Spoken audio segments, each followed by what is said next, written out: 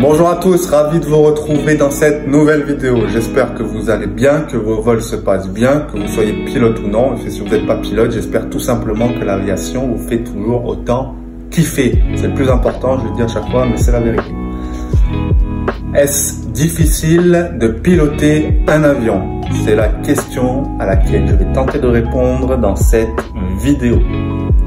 Alors cela va de soi que c'est plus compliqué de piloter un avion que de conduire une voiture. Quoique, quand j'en vois certains sur la route, je suis pas sûr, mais bon. Une voiture, ça évolue dans un domaine plus petit, plus restreint. Ça avance, ça recule, gauche, droite, mais voilà, c'est tout. Ça évolue dans les deux dimensions, pour faire simple. Un avion, il évolue dans les trois dimensions. Ça avance, ça recule pas, bien entendu. Gauche, droite, ça monte, ça descend. Donc le domaine d'évolution, il est beaucoup plus large. Donc, par déduction, ça complique, entre guillemets, les choses par rapport à une voiture ou un bateau. Après, je sais pas, j'ai pas le permis bateau, je suis pas en train de dire que c'est facile je sais pas si on dit piloter un bateau, de piloter un bateau ou de conduire une voiture, c'est pas ça, mais piloter un avion, ça demande plus de compétences, de connaissances que pour une voiture. On reste sur l'exemple de la voiture, je parlerai pas de bateau, j'ai pas envie de me fâcher avec les marins. Voilà, on ne sait jamais. Dans un avion, les systèmes de vol, donc tous les instruments, peu importe lesquels, ils sont tous importants. S'ils sont sur le tableau de bord, qui sont là à la place où ils sont, peu importe l'avion, que ce soit un Cessna 152 ou un Airbus A320, n'importe quel bouton, n'importe quel instrument, n'importe quel fusible, tout ce qu'il y a dans un cockpit, si il est là et qu'il est en place, c'est que c'est important et que cela doit être là. Donc ça demande des connaissances, ça demande de connaître tout ce qu'il y a dans un cockpit.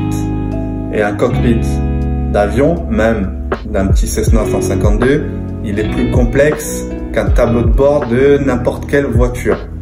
Il y a beaucoup plus de choses, il y a beaucoup plus d'instruments, beaucoup plus d'intervenants, si je peux dire ainsi, que dans une voiture, peu importe la voiture d'ailleurs. Ensuite, la météo, ça demande des connaissances quand même spéciales et spécifiques pour l'aéronautique. La météo en aviation, vous vous en doutez très certainement, et je pense que vous le savez tous, c'est quand même quelque chose qui est très important, peu importe que vous soyez pilote de ligne ou pilote privé. Le dossier météo, il doit être étudié avant chaque vol. Vous devez savoir dans quelle atmosphère, dans quelles conditions vous volez.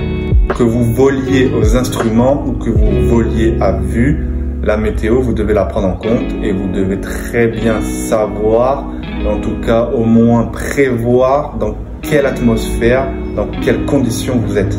La météo, c'est donc un critère de sécurité dans l'aviation qui est très important, je le répète.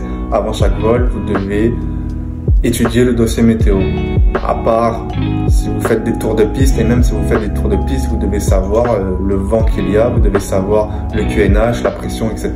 Bref, la météo, c'est quelque chose que vous devez toujours prendre en compte avant chaque vol, peu importe que ça soit à titre privé ou professionnel.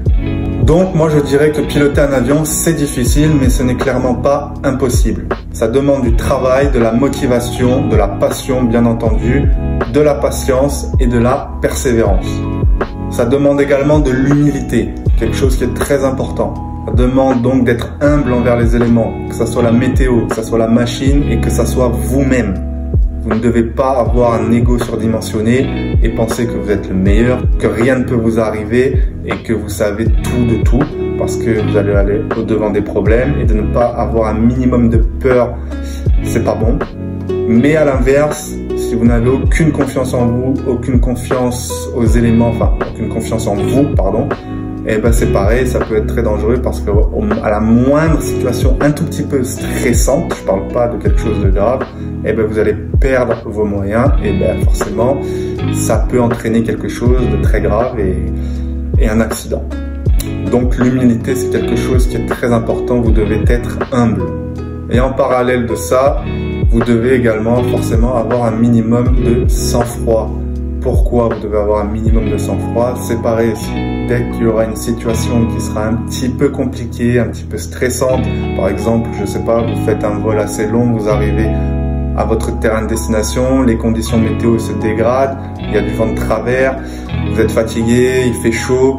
Bon, vous devez garder votre sang-froid pour faire les actions qu'il faut et comme il faut surtout. Parce que sinon, vous pouvez aller au-devant de situations encore plus compliquées et c'est là que les choses peuvent se gâter, comme on dit. Et enfin, vous devez être en forme physiquement. Ça, c'est une obligation, que vous soyez pilote privé ou pilote de ligne, vous devez être physiquement en forme. Ça ne veut pas dire que vous devez être un sportif de haut niveau, hein, mais vous devez, de toute manière, voilà, vous devez valider votre classe médicale, que ce soit la 1 ou la 2. Donc la 1, c'est pour être pilote professionnel, la 2, c'est pour les pilotes privés. Donc de toute manière, si vous ne satisfaisez pas aux exigences de la visite médicale, vous ne pourrez tout simplement pas piloter. Donc forcément, vous devez physiquement être apte, sans être un sportif de haut niveau, à part si vous devenez pilote de chasse ou que vous envisagez de devenir pilote de chasse, mais là c'est autre chose. Voilà, c'est la fin de cette vidéo. N'oubliez pas de vous abonner, d'activer la cloche pour rester informé des prochaines vidéos. Vous trouverez aussi en lien dans la description un e-book offert ainsi que le lien de notre boutique en ligne. Moi, je vous dis à bientôt dans une nouvelle vidéo. Ciao, ciao!